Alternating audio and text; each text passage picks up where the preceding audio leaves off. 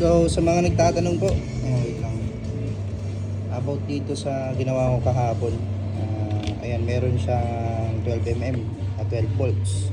Nakarekta siya doon sa,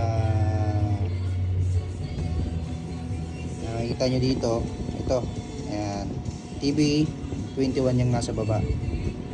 Power supply niya 24 volts na 5A.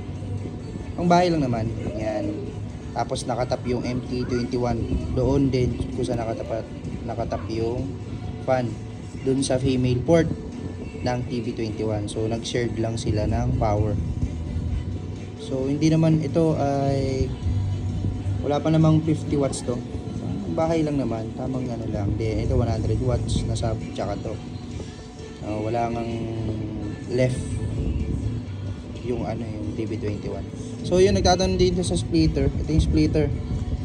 Yan. Ayan siya.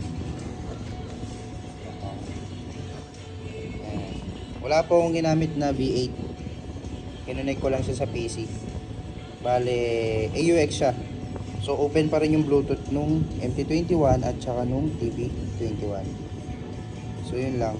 Bahay lang naman. Wala namang nakakonect sa akin. Dahil wala namang mahilig sa sound sa area ko. So yun lang. Ayan. Para makita nyo.